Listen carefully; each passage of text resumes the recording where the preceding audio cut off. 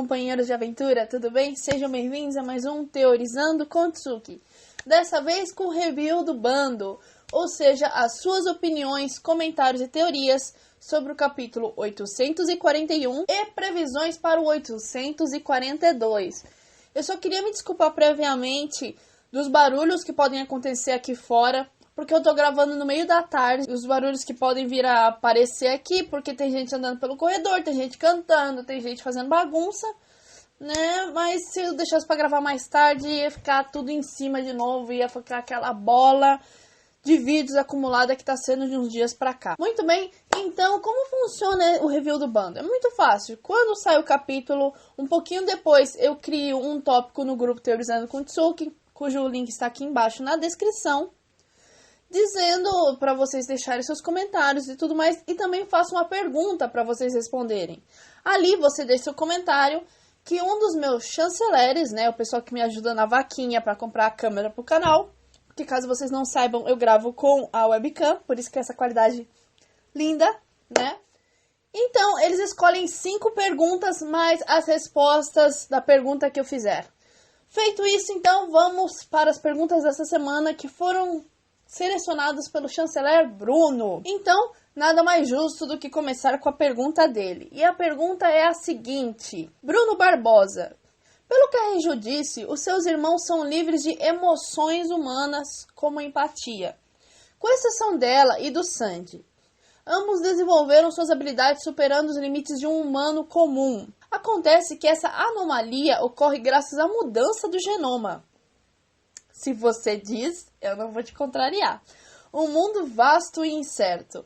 Na visão de Judd, o Sandy foi um fracasso, mas acredito que isso faz parte de uma experiência, e ele estaria estudando o filho a fundo acerca de descobrir se os seus outros filhos e soldados podem um dia serem confrontados com essas emoções e virem a hesitar em ser uma máquina destrutiva livre de conceitos éticos? Bem interessante você colocar. Nesse caso, ele manteve o Sandy em cativeiro porque ele seria uma experiência. Ele seria uma experiência para ver se as armas perfeitas que o Judd está criando em algum momento pode vir a desenvolver emoções que possam ir contra as missões. No caso, empatia, misericórdia, entre outras emoções aí. É bem interessante, faria bastante sentido e também explicaria por que a Reiju, ela esconde as emoções dela, para que o pai não perceba que ela também acabou desenvolvendo e eventualmente coloque ela em cárcere também para pesquisar o efeito ou alguma coisa assim. Bem bacana isso que você colocou, eu concordo, faria bastante sentido. A seguinte pergunta selecionada é do Sr. João Vazio. Reiju, sua fofa. Eu continuo não gostando dela. Luffy versus Cracker, melhor luta. Estou surpreso com o Luffy ainda estar conseguindo lutar em igualdade, mesmo sem o Gear 4. Teria o Cracker em algum momento deixado o Luffy correr para recuperar o hack? Ou será que o Luffy já desenvolveu uma forma de não se tornar um peso morto no final do tempo do Gear 4? Muito bem, já até começou a sair os spoilers do capítulo 842, que até reforçam essa ideia. Mas se você reparar no finalzinho do 841, mostra que a Nami está ajudando o Luffy. Aparentemente ela está molhando os biscoitos para tornar eles mole e o Luffy conseguir comer. Mas, sim, aparentemente isso pode ser desmentido daqui a algumas horas, quando lançar o capítulo. Mas aparentemente, como o Cracker disse, você está comendo, correndo e lutando, alguma coisa assim, não vou lembrar a sequência. O correndo dá-se a entender que sim, não é uma luta em sequência, que o Luffy está se escondendo em algum tempo, se recuperando e depois batendo pro pau de novo. Lembrando que depois dele usar o Gear 4 em Dressrosa, ele não ficou inconsciente, ele ainda estava inconsciente, estava todo meio, meu Deus, estou cansado, e precisou de 10 minutos para se recuperar. Então, se conseguisse 20 minutos assim, correndo pela floresta, ou a Nami distraindo o Cracker, de alguma forma eu acho que ele ficaria de boa forma para continuar lutando, né? E não usando só o Gear 4, usando o Gear Second e o Third, aí depois quando tivesse energia suficiente, lembrando que ele tá comendo biscoito, assim, glicose, então ele tá se recarregando por ali, ele ia poder recarregar o Gear 4 de novo. Por isso eu acho que ele ainda não é questão de que ele tenha superado que ele fique fora de ação depois de usar o Gear por muito tempo. Eu acredito que ele esteja fugindo e também esteja, como ele está comendo o tempo todo, ele está repondo as próprias energias, sabe? Mas eu acho que ainda vai ter que passar um tempo para ele acontecer que nem o Gear Second, sabe? Não ter mais nenhum efeito, ainda vai demorar um pouquinho. O seguinte comentário selecionado é do Rafael César. Tsuki, você acha que o Luffy não ter ficado exausto depois do Gear 4 tem a ver com ele estar se alimentando? Foi o que eu acabei de dizer no outro comentário. Pois vimos que com o Doflamingo ele só lutou chegando à exaustão máxima. Mas com o Cracker é diferente, sendo que ele está comendo os biscoitos. O que você acha dessa cena interessante? Sim, é como eu disse, como ele está ingerindo glicose, ele está ganhando energia. E como o Cracker disse que ele está correndo, então ele está dando tempo para se recarregar antes dele usar o Gear 4. Lembrando que contra o Doflamingo, ele usou o Gear 4 lá, aí acabou o tempo, precisou de 10 minutos, e depois ele usou o Gear 4 de novo. Ele tinha acabado de se recuperar, ele foi lá e já ativou o Gear 4.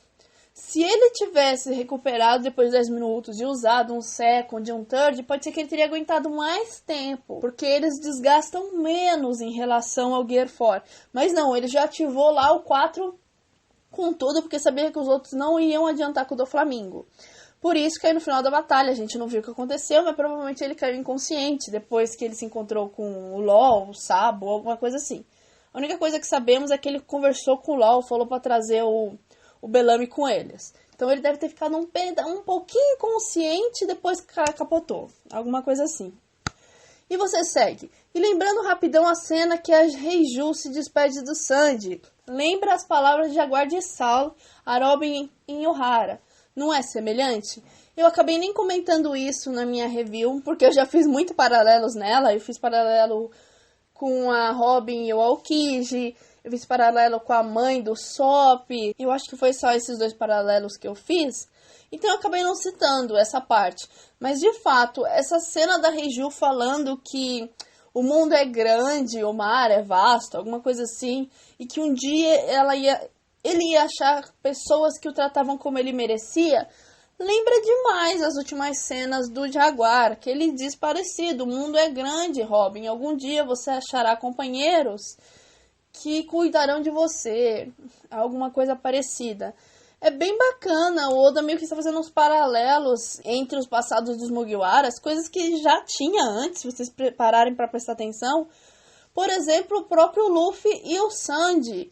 Levando-se em conta o que o Zeff fez pelo Sanji, é muito parecido pelo que o Shanks fez pelo Luffy. A diferença é que mesmo o Shanks perdendo o braço dele, ele continuou na pirataria. Tipo, foda-se, eu vou ser pirata mesmo com um braço só. O Zeff não, o Zeff tinha outro sonho, que é abrir um restaurante flutuante. Então ele falou assim, ó, vou me aposentar da pirataria, porque eu posso, e vou abrir meu restaurante, né? Mas os passados Mugiwaras têm um certo parecido, se você parar pra pensar. O que é bem bacana, porque mesmo que eles não conversem um com o outro sobre os seus passados, eles entenderiam muito bem se o fizessem. E o seguinte comentário selecionado é do Roger Aquino. É interessante saber que existem pessoas comuns em One Piece, que se interessam por fofoca como os funcionários da Germa. De fato, né, o pessoal ali cozinhando e tal, e fofocando sobre o que tá acontecendo no reino da Germa, aquela coisinha móvel estranha. Não são muitos, mas existem pessoas comuns, né, geralmente extras, que acabam se ferrando nas lutas grandes dos arcos. E você segue dizendo, a irmã do Sanji, com o comentário que ela faz sobre o Zeff, ela não sabe o que é ter um pai.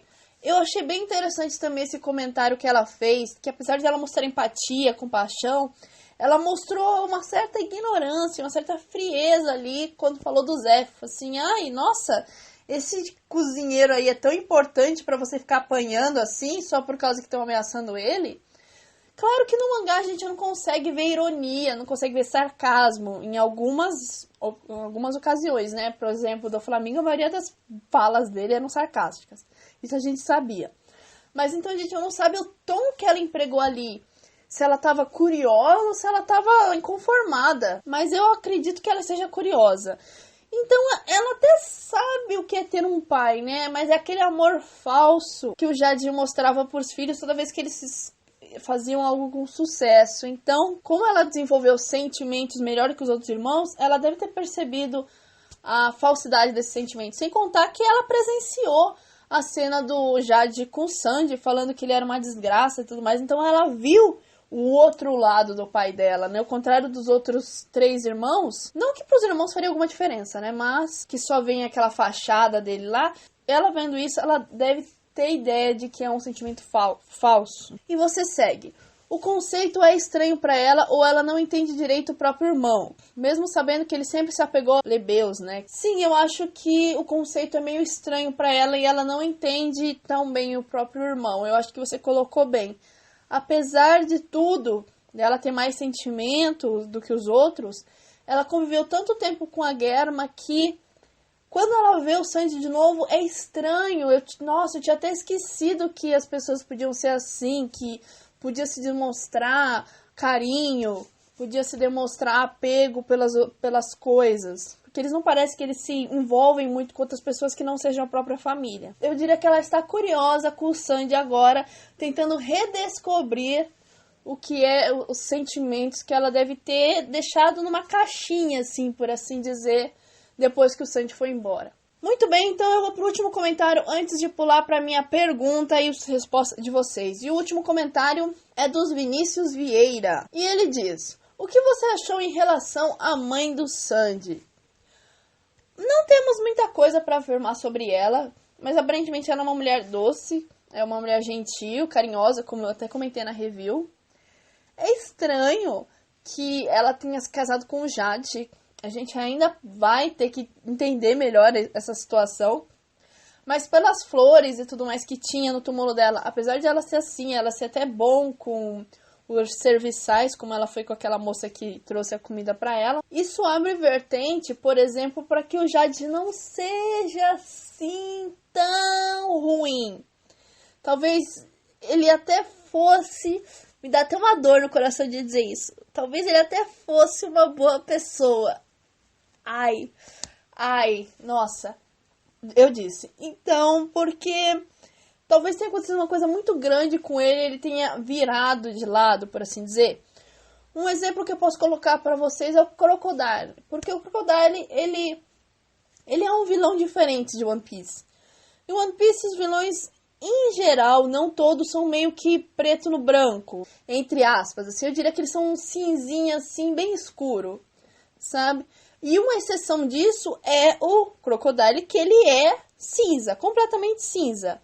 Porque ele é um vilão, mas ele é diferente, porque ele não riu do Luffy quando o Luffy falou dos sonhos dele. Não, ele riu um monte de vezes do Luffy, mas quando o Luffy falou o que é ser Rios Piratas, ele não riu, ele não achou aquilo engraçado.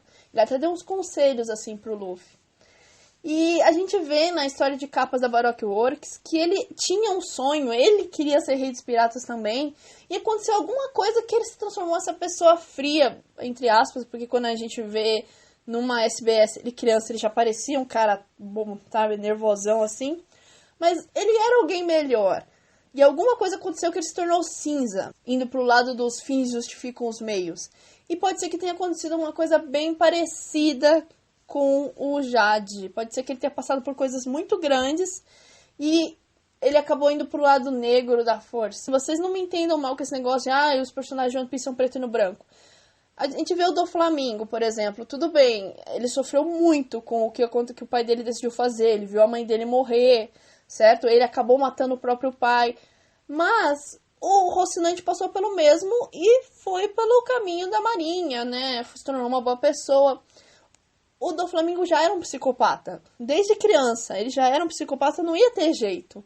Dificilmente ele ia pro outro lado, assim, sabe? Por isso que eu quero dizer que geralmente os vilões de One Piece são preto no branco. Tem aquela coisa de, ele pode mudar de opinião, ele pode ficar bonzinho. Geralmente, os caras são ruins e ruins assim mesmo. Tem alguns outros que são diferentes, mas a maioria cai para esse lado. Então, para encerrar o vídeo, eu vou ler a pergunta da semana, a pergunta que eu fiz no tópico da pauta e as respostas de vocês.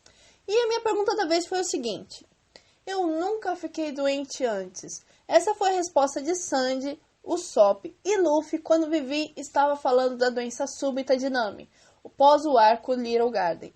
Porém, aparentemente, tanto o Sop como o Sandy perderam suas mães para uma doença, e não sabemos nada sobre a mãe do Luffy. Lembrando que o Brook também perdeu seu antigo capitão para uma doença. Então, existe uma teoria bem antiga que diz que o Luffy, como o Roger, pode vir a ficar doente, e um arco onde isso possivelmente poderia acontecer é o Wano.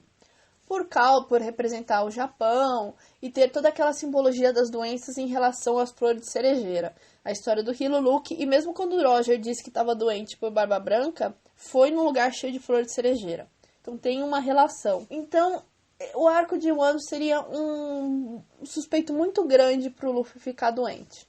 O que vocês acham sobre isso? Eu recebi 2 respostas. A primeira resposta foi do Sr. João Vazio, e ele diz: genial, seria perfeito, combinaria bastante com o Chopper também e seria a hora perfeita do cartaz dele mudar. E o próximo a responder é o Fabiano Landim. Ele diz: acredito que não, ainda tem muita coisa para acontecer antes que o Luffy ficasse doente nessa saga. Mas é uma boa teoria, mas acredito que fique mais para adiante. Também não sabemos quase nada da mãe do Luffy, vai que ela está com uma doença também. Quem sabe, não é? Se você também tiver uma resposta a essa pergunta, deixa aqui nos comentários.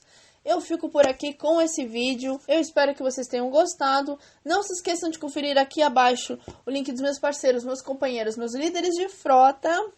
Entrar no grupo Teorizando com Tsuki, acessar e curtir a página Teorizando com Tsuki, o site também do canal, e eu estou atualizando o meu DeviantArt. Eu ainda não vou lançar o link por aí, porque eu estou atualizando ele ainda está uma bagunça, mas fiquem atentos que logo eu vou trazer também o site com os meus desenhos. Então, é isso, gente, muito obrigada, hein?